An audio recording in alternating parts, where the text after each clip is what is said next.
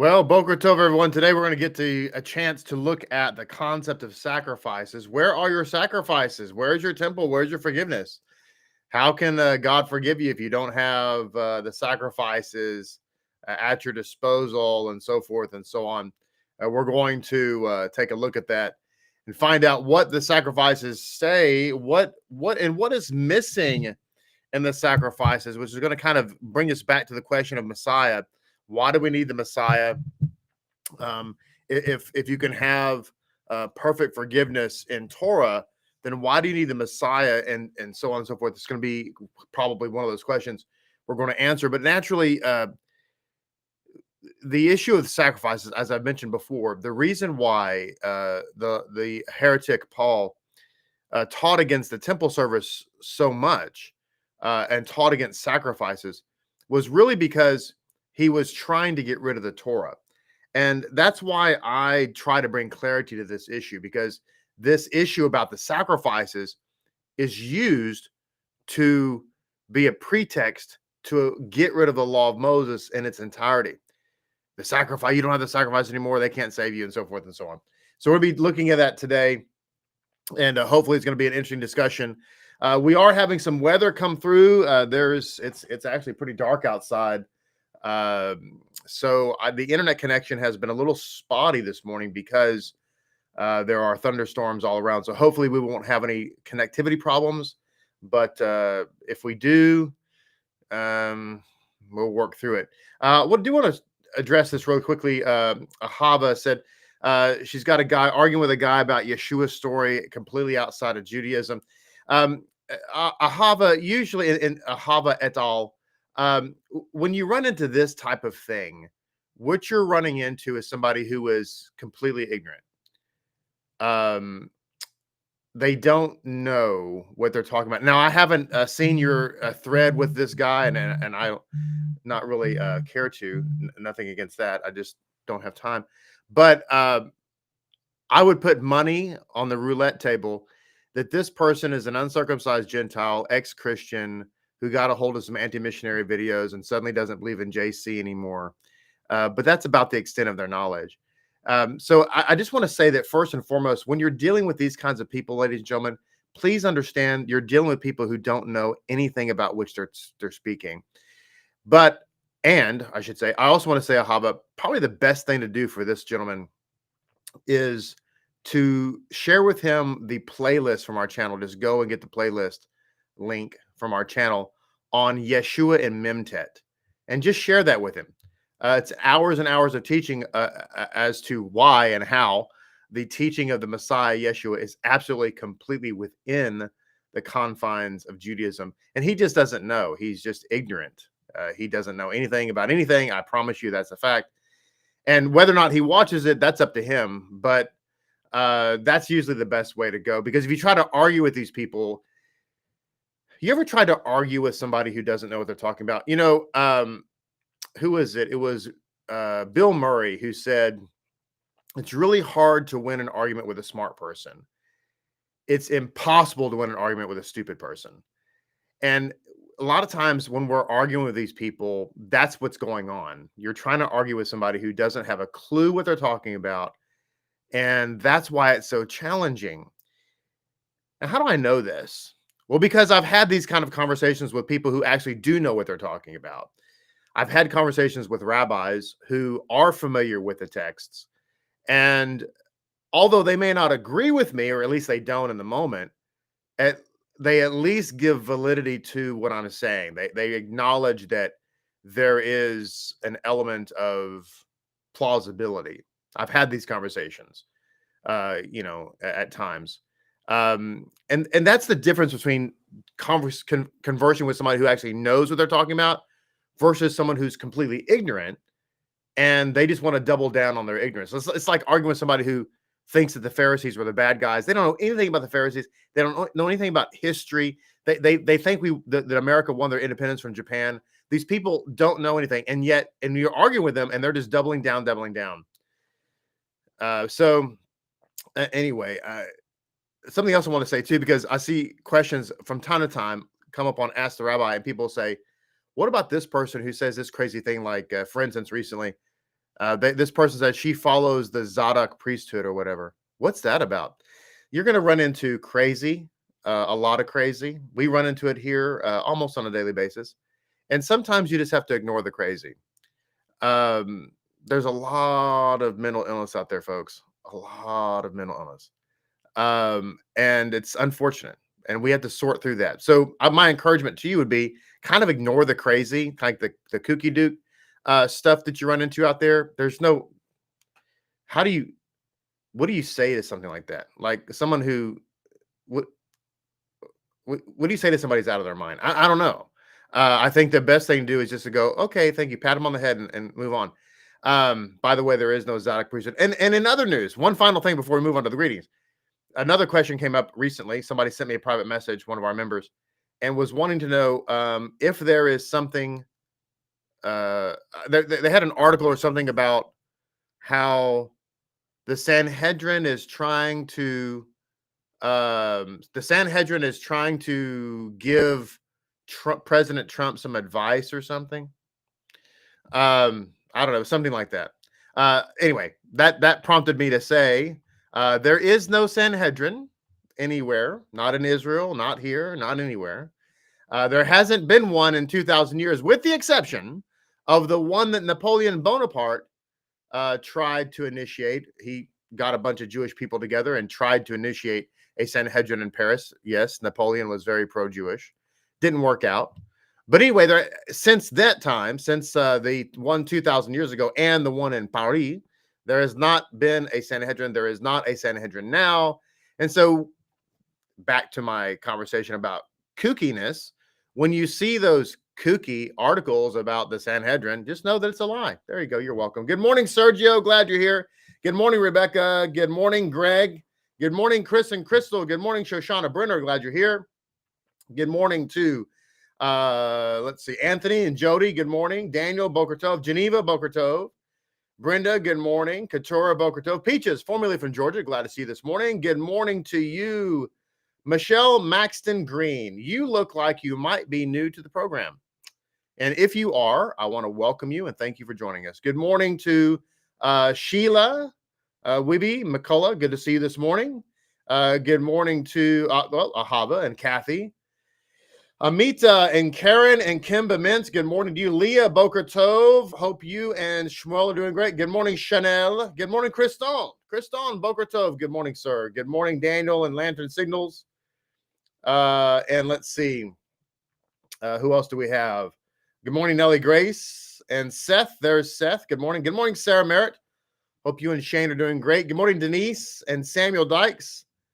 And let's see, Leslie Dykes and Shmuel and Milka. Good morning. Hope you and Zara are doing fantastic. Good morning, Did I say good morning, Lori? Good morning, Lori. Let's see. There's Atara. Hope you and Morgan are doing great. Let's see. Beard of Prey. Good morning. I hear the thunder outside, or at least it sounds like it could be a plane, though. We are on the airport pathway. Good morning, Thelma. The rabbit saying there she is. Good morning, the butterfly. Good morning to, Atara. Messy antics for sure. Let's see. Who else do we? Anna Smith. Good morning to you. Hope you're doing great. Good to see you this morning. And Hannah Boker Tov, Hannah Cantu, and Levi Boker Tov to you. Glad to see you. Anna is in Clover, South Carolina, where the bugs have come out of the caves. Okay. I've been to South Carolina once along the coast. I went to Charleston. It was very nice. Seemed like a nice state. Good morning, Devorah. Good to see you this morning. Hope everybody is doing great and being blessed. Baruch HaShem. All right, so let's look at the categories of sacrifices that existed in the temple days and the tabernacle days. What is noteworthy is that the sacrifices that existed for the tabernacle, as we'll soon find out, there were not any sacrifices for intentional sin. Now that's extremely problematic because I don't know what percentage of sin that people commit which is intentional, right? Um, that's not a mistake. It's not an accident. But there's the only sacrifices for sin that existed were for those that were accidental. Good morning, Andrew De Leon. And then, of course, it's also worth noting that the sacrifices themselves did not, they weren't all about sin. They were, as well, there's several, and we're going to go through them in a second. But you'll notice that some of the sacrifices had nothing at all to do with sin. So, I think that sometimes the mentality is that the temple existed for just sin, forgiveness and sin alone.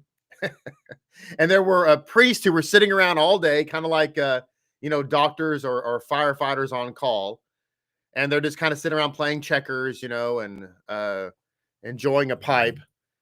Although there wasn't tobacco back then, not until the 1600s, but that's just poetic license. But anyway, they were smoking their pipes and playing checkers, and then when Frank showed up at the temple, they were like, "Oh snap, Frank obviously did something wrong. All right, guys, bring out the forgiveness kit. Frank is back." And so that's not really the case. And I think that's how a lot of non-Jews view the temple, but that wasn't the case at all. In fact, the temple was very busy all day long. And it was mostly people who were coming to bring peace offerings and Thanksgiving offerings and Ola offerings, and people who just wanted to come into the presence of God. And so they found an excuse to do so. It wasn't about sin at all. That's right, Donna Jones. Elevation offering. That's the Ola offering, the elevation offering. The other thing I want to mention here about the sacrifices, and this, what I'm about to say, is, I think, very, very important for you to get into your psyche. A lot of people say, what about the sacrifices? What do you do for forgiveness since you don't have the temple? This, what I'm about to say, also kind of answers the question of why the Messiah is necessary. And so here's the thought process that I want you to get into your mind. Okay. The sacrificial system was only available to those who were already in the covenant. Anna Smith. Oh, snap, your 90s is showing. That's funny. Yeah. Well, I did grow up in the 80s, and by the early 90s, I was already pretty much an adult, but anyway, doesn't matter. Okay, this is real important, so I want to spend a minute on it. Let's follow the bouncing ball together, shall we? So in the non-Jewish mind, and again, I want you to think about, let's just talk about Johnny Gentile for a minute. Okay, my good friend. So Johnny Gentile's out there, and his mindset is, I need JC because I don't have the sacrifices of the temple. In the old covenant, which I hate that term and everybody should stop using it. Good morning, Russ. And the old covenant, you could get forgiveness by utilizing a sacrificial system. But we don't have that anymore. The temple was destroyed. God destroyed it. Nay, Jesus destroyed it because there's a new covenant now. And now the new covenant, you get forgiveness vis-a-vis the atoning work of JC. He came to die for my sins, which is, of course, not true. But here's the thought process. And I honestly want you to tell me if what I'm telling you makes sense and do you understand it? Because I need this to be clear to you, okay? Because it's really important. What Johnny Gentile, bless his heart, doesn't understand is that as an uncircumcised Gentile, he didn't have access to the sacrificial system to begin with. Okay? Good morning, Ammi. The sacrificial system was only available to those who were already in the covenant. In other words, the sacrificial system was only available to those who were already saved. Okay? Let me say that again. The sacrificial system of the temple or the tabernacle was only available to those who were already saved. Could a Gentile bring a sacrifice to the temple, and could that be offered up on behalf of that Gentile? Yes. Usually those were limited to the Ola offerings, the elevation offerings. But these other offerings, the peace offering, the fellowship offering, the sin offerings, that didn't apply to the non-Jew. Okay. There was no laying onto the hands of the non-Jew onto transferring the sacrifice. The daily Tamid offering did not apply to the non-Jew. The offering of the bull and the goat at Yom Kippur did not apply to the non-Jew. So the non-Jew, could they bring a sacrifice? Yes, but it was very, very limited in the scope. But that's not really what we're talking about. We're talking about the sacrifices that provide forgiveness, the sacrifices that draw us close to God. Remember that the word sacrifice in Hebrew is korban, and that means to draw near. So we're talking about all these sacrifices, all these korbanot, all these draw near opportunities that we had. They only applied to those who were already saved. Tell me that this is ringing a bell in your heart right now. Okay. That's right, Ami. She said she read last night that Gentiles could bring one offering, which was the Ola offering. That is correct. That is the elevation offering. That's the offering that the Gentile could bring, and no other. Okay. Unless, of course, they converted and became a Jew, and then they can bring them all. Okay. So once again, let me say this for the third time. Okay. The sacrificial system was only available to those who were already in the covenant, i.e., saved. Now, this is really crucial. Why? Because Johnny Gentile, bless his heart, is talking to you, let's say, about the concept of salvation. So what do you do to get forgiveness, i.e., to get saved? Where are your sacrifices? What about your sacrifices? You need JC to get saved because you don't have the sacrifices. Do you see what I'm talking about? What Johnny Gentile, bless his heart, doesn't understand is that it's not an either or. Because you couldn't even use the temple unless you were saved. Do you see? This is why it's so important. Now, why do we need the Messiah? I'm glad you asked, Greg. Thank you. So how did we merit the temple to begin with, which, of course, is a part of the covenant, which is, of course, the law of Moses? Well, we were slaves in Egypt, and we came out of Egypt vis-a-vis the blood of the Lamb. Okay? So that's right, Seth. Hold that. I'm going to come back to you in a second, Seth, because that's a good comment. So we came out of Egypt vis-a-vis the blood of the Lamb. Okay? And through the blood of the Lamb, we came from Egypt, from that point, to Mount Sinai, where we received the Torah, which, of course, includes the sacrifices of the temple. And the tabernacle, temple tabernacle. Okay. Now, what happened was we blew it with the golden calf. Okay. Now, as I've said before, being that we blew it with the golden calf, we cannot put the genie back in the bottle. We cannot go back to Egypt and redo the entire Exodus and then get a big do-over. Okay. Were we forgiven for the golden calf? Yes. However, remember that prior to the golden calf, we were about to receive the Torah. We were basically completely sinless. We were completely elevated, and the angel of death did not even have dominion over us. Nobody was sick. Nobody was miscarrying. Nobody was blind. Nobody was deaf. And yes, we got forgiveness after the sin of the golden calf. Yes, we had a renewed covenant. The tablets were given to us again, but we still die. We still age. We still, have health problems, et cetera, et cetera, et cetera. We still have the Yetzer Hara. And so the reason we need Messiah is to take us back, if you will, to do a do-over of the Exodus.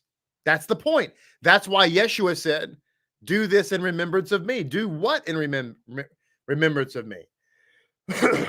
the Seder. Now, going back to what Seth said, that includes, talking about the sacrifices, that includes the Passover lamb. Ding, ding, ding, ding, ding. If Johnny Gentile, bless his loving heart, was in Egypt and he wanted to join us, to leave with us, then Johnny Gentile would have had to no longer be a Gentile. He would have been just Yochanan. Okay? Meaning that if Johnny wanted to be a part of the Exodus, then he would have had to get circumcised, become Yochanan, and then go inside one of the houses with one of the Jewish families and eat of the Passover lamb. And then that lamb and the blood associated with it would have applied to him and he would have been passed over. Therefore, when Johnny Gentile left Egypt, he was not a Gentile, and his name wasn't Johnny. So yes, and even to the irony is that the conversation about, well, what do you do to be saved? Well, friend, but if you want to be saved, you can't even be a Gentile. There are no uncircumcised Gentiles in the covenant of circumcision. What part of that is difficult to understand? There are no sailors in the Marines. There are no sailors in the Army. There are no Marines in the Army. Right? So look, it's not, if you're uncircumcised, you cannot be in the covenant of Abraham, because Abraham's covenant, here's the irony about that. Well, I'm not in the covenant of Torah, I'm the covenant of Abraham. What's Abraham's covenant best known for? Circumcision. Every male in his house was circumcised. By the way, I read an insight recently that says that number was in the thousands.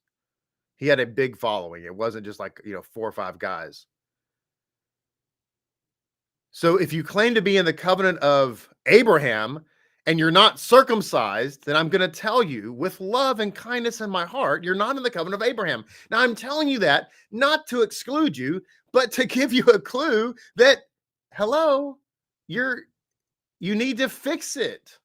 That's the whole point. I'm telling you the truth so that you can make a correction.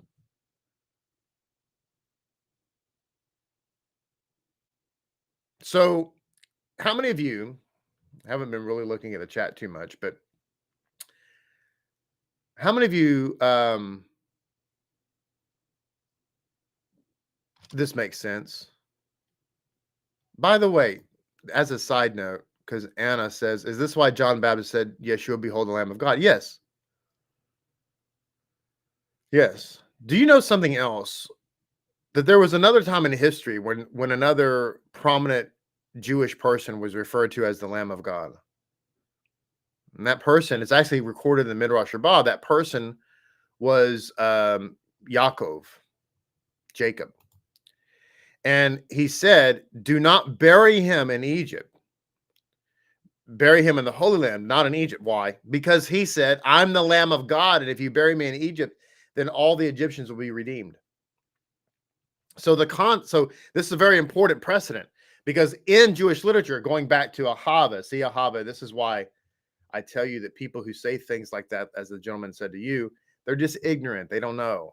They're ignorant of Judaism. They don't know Judaism. Okay. And it just is what it is. I'm trying to help. I say this kind of stuff to help you guys out there, hopefully, bring down your blood pressure, right? You're dealing with somebody who's doesn't know anything. Okay. Anyway, I digress. In Judaism, we already have a precedent where a human being is likened to the Lamb of God. Who's that person? Yaakov. It's in the Midrash Rabbah. Okay. Now, all right. So I've covered this concept of the sacrificial system. Or you have to, in order for it to even apply to you, you already have to be saved, and that, as rightly was pointed out by Seth, that includes the Passover lamb itself. So, do we now understand why we need the Messiah? This is the why. Okay. Now, something else of note here, looking at Rabbi Monk's commentary, from the cattle or the flock, the term mean in this phrase is talking about where we get the sacrificial animals. Not all sacrifices were animals. Some sacrifices were fruit, some were wine. We talked about that yesterday, and some were grain offerings.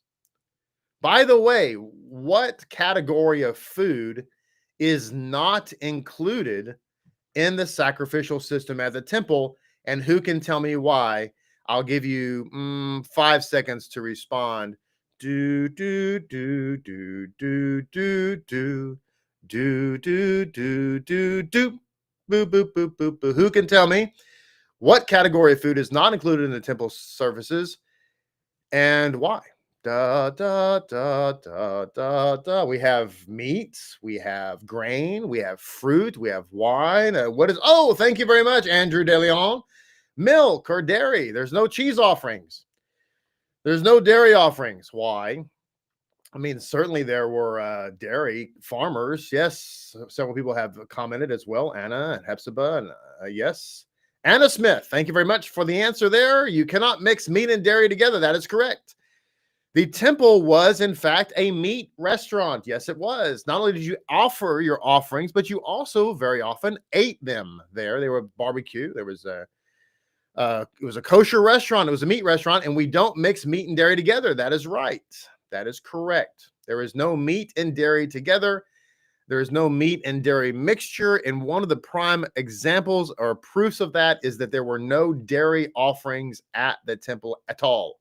No milk offerings, no cheese offerings, no yogurt offerings, no cottage cheese offerings. Every other category of food, but not that one.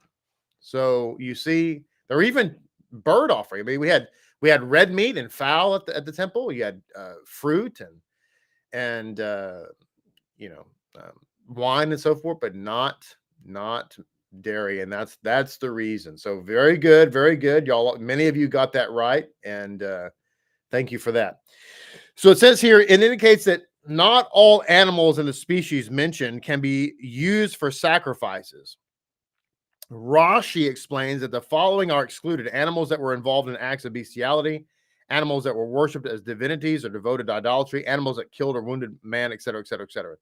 The point being here is that kosher animals alone are used for the sacrifices, and the animals that are used for sacrifices are or were rather domestic animals like cows and sheep and goats and so forth.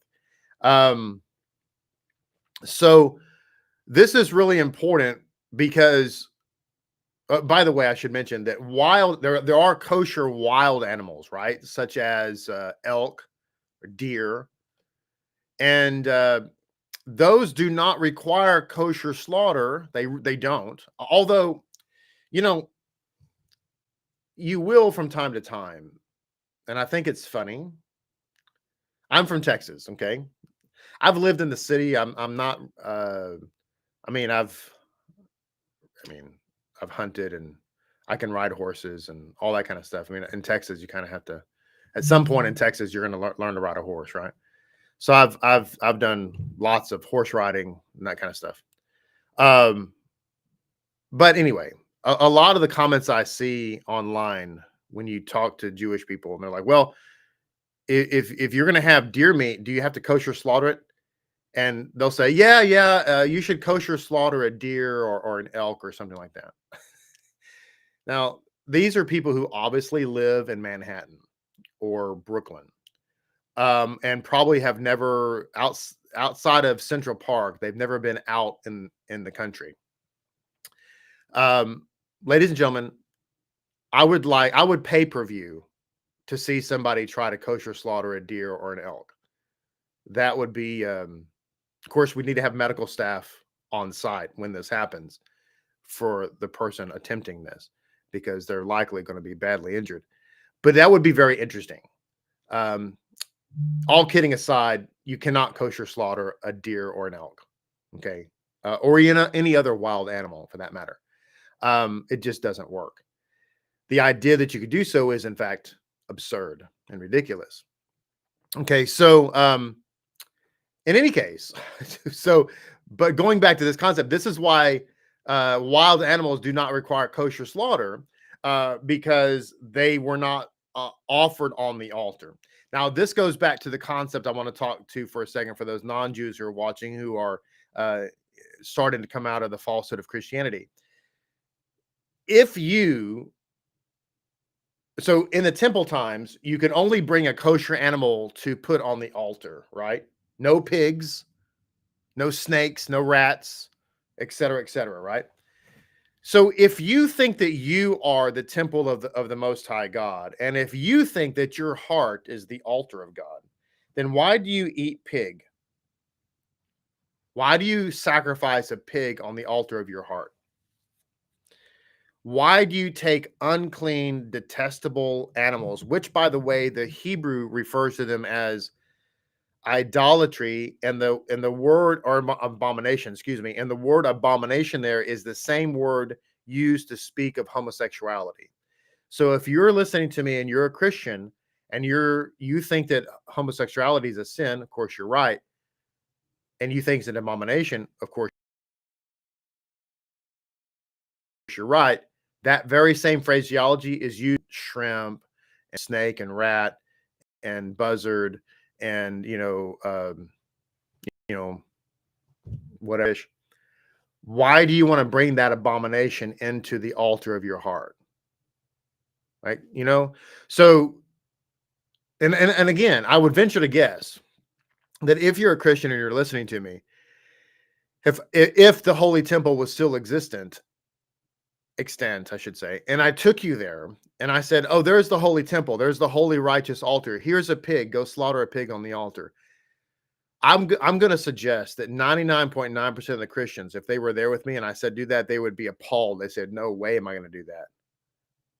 Now, and they, of course, they would be right. And yet they'll go out and have pork chops for lunch. And what I'm trying to express is that those two thoughts are inconsistent. Right? Now, usually when I'm having a face-to-face conversation with a Christian and I explain it that way, I can see in their face that they're like the light bulbs are going off. And that's very good. All right. So let's go to another insight here, looking at the various offerings, right? We talked about the offerings a lot thus far. Let's look at the various ones. Jeremy says the snake is a symbol of wisdom and healing. I'm not sure where you get that, Jeremy, but just don't eat it, I guess. Don't eat your snake, I guess. So is that the point? I don't know. So it says here, if one's offering is an elevation offering, the laws dealing with the sacrifice begin with the olah, the elevation offering. This is followed by the major three categories of the shelamim. The shelamim are the peace offerings, the asam, the guilt offerings, and the chatat, the sin offerings. If we examine carefully the reason behind each of these types of sacrifices, we cannot fail to note that the sacrificial service is clearly meant for people who have already reached a high level of morality and are aspiring to a still higher level. That's what I was trying to say earlier. The sacrifices are actually intended for people who are already saved, who are already in the covenant. I know this blows people's minds, okay? So it says here, indeed, there is nothing here that could be reminiscent of what prompted the pagan religions to offer sacrifices, which was a desire to appease the anger of their gods or seek their favor. Now, this is a very important point to make. And a lot of non-Jews bring this mindset into the biblical idea, and it's completely inappropriate. Sacrifices in Judaism are not about appeasing an angry God. They're not about paying a price. They're not about getting favor. Like, hey, I'm going to slip you some bills in a brown envelope under the table. But that's the mindset in the Gentile world. And this is why people say, man, you're trying to bring those sacrifices. And this is why people say in the Gentile world, well, you're just trying to do those works. This was one of the big lies of Paul. Paul was such a heretic, such a liar. He said, you can't do, your works cannot appease God. So in his deluded and demented mind, he saw the quote unquote works of the Torah as trying to appease God or gain some kind of favor. That's not it at all. The works of the Torah, the things that we do of the law, are intended to make us better, not appease God. Okay. Now, anyway, these are the categories of the various offerings. The Ola offering, the elevation offering, is brought by a person who has sinned in his thoughts or a person who has failed to perform a required positive action. Okay. The Shelamim is brought in fulfillment of a vow made in God's honor as an act of thanksgiving for a blessing received to celebrate a festival or at the end of a period of abstinence from wine. Now, I want to go back to the Ola offering for a second and mention it. It says it's talking here about the sin part of it. Having said that, an Ola offering is also sometimes just brought, hey,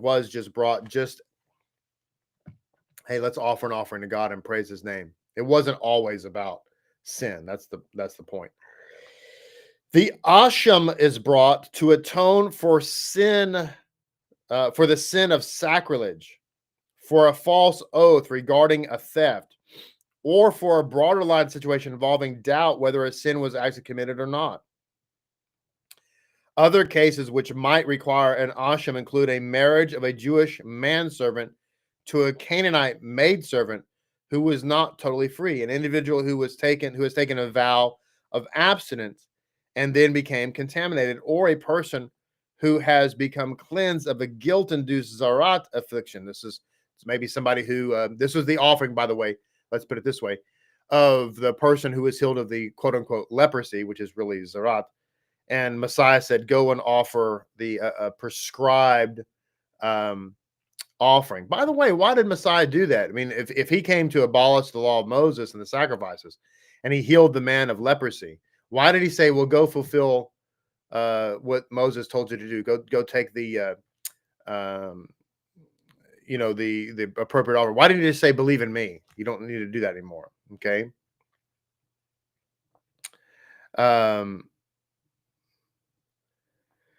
Okay, hold on a second, guys. Somebody, where's our monitors to go ahead and put Jeremy in timeout? This is the crazy I was talking about earlier. Can I do it here? Let me do it here. There we go. I think I can do that. There we go. I think that worked. All right, great. As I was saying earlier, you have people who are just nuts, and they appear on the program daily, unfortunately, and so that was an example. And we don't put up with that here. Anyway, the chatat offering, the sin offering, is reserved for a sin committed through error. Special cases of such a sacrifice occur when the involuntary sin is committed by a king or the head of a tribe, when committed by the Sanhedrin, or when committed by the Kohen Gadol. So again, this is an involuntary involuntary offerings. Basically, they're mistakes. The other part about the mistake, by the way, is that, and this is a longer conversation, but let me just make this statement here. If you study Jewish literature, ancient Jewish literature, what you find is that in the covenant of Judaism, this is, of course, Pharisaical thought, right? This is why people love the Pharisees, what I'm about to say. One of the reasons. from Pharisaical thought, the idea was is that, look, when you're in the covenant, you're God's chosen people, you're his beloved people, you're his sons and his daughters, okay? And therefore, when you commit a sin and you take responsibility for it, you take ownership of it, HaShem considers it as if it was an accident, as if you did it by mistake. And you might be thinking to yourself, well, it was kind of intentional. I was kind of going through a phase. But God is like, yeah, but that's not how I see it. And see, this is, yeah, thank you, Lantern Signals. Temporary insanity. That's a good, thank you for, that's a really great addition to what I just said. They consider it, you were temporarily insane. It's kind of like the mama who loves her kids, obviously, and the child does something wrong. And the mama says, I know you just lost your mind. I know you just lost your ever-loving mind. That's the kind of love that God has for his people. And so when we talk about, sins that are committed unintentionally, the reality is that that's how God views your sin in the covenant. He views it as you just lost your mind. I know you lost your mind and you need to get right. And so we get right. So a couple of final thoughts here. It says, from the above list, we can appreciate the great ethical and religious value the Jewish law places on the act of sacrifices. Nowhere is it a question of offering an animal as a sacrifice in God's temple in order to gain forgiveness for a sin that was committed in full awareness. Now, what happens if you did do this in full awareness? It says a Jew who is sunk so low as to sin knowingly cannot accept the quote unquote easy cure, as it says here, but rather you have to dig deep, basically is what he's saying. Go through forgiveness, study Torah, prayer, good deeds, etc. This is talked about in Rosh Hashanah 18a. Now, this is an important point because, the mindset of non-Jews is that Judaism has had this kind of Catholic church-like attitude where, you just go do a sin offering and you're forgiven. You don't have to have, it doesn't have to be in your heart or whatever. That's just false. If in fact you were a rebel, and if in fact you had sunk so low, then just going and offering a sacrifice, what's being said here is that's not going to do it. You're going to have to commit your life to a life of teshuvah, which really says what? It says that forgiveness is gained primarily by teshuvah. I mean, even if you go to the altar and you offer a sacrifice with blood and so forth, and you're not really in your heart, you're not really sorry or what have you, it means nothing. This is why King David said in Psalm 51, if you wanted a sacrifice, I'd bring it, but what you really want is a broken and contrite heart. You see, that's the point. David was saying that that's the, pun intended, meat of the sacrifice is your broken heart. See, the reason that non-Jews think that us Jews are just, we just go through the motions, we don't really believe it and so forth, is because of the lies of Paul. That's why. And again, this goes back to what I was saying early in the program, that you're dealing with people who are ignorant. The average Christian, God love them, doesn't know anything about Jews or Judaism. So whatever they hear Paul say about Jews or Judaism, because they've elevated Paul to be like this master Jew and he's a complete moron. Whatever he says about Jews or Judaism, they just take as gospel truth, pun intended. But it's not. Okay? In Judaism, if you offered a sacrifice, or in fact, if you did anything, if you did any mitzvah, forget if it was a sacrifice or not. If you did not do it with the proper heart, it means nothing. Okay? So the bottom line is if when it comes to offering the sacrifices, we have to have the right spirit and the right heart. End of our Aliyah today. We're going to come back tomorrow and talk about how these sacrifices relate to the binding of Isaac. And that, I think, is going to give us even more clarity as we talk about the Messiah, Yeshua. Thank you so much for being a part of the program today. Have a great and amazing day. There are thunderstorms apparently throughout most of the United States today, so everybody stay safe. May it be God's will that he protect us all from bad weather and bad winds. and he would just give us a nice soaking rain, and that's it. So God love you guys. Look forward to seeing you tomorrow. Until then, have a great and amazing day.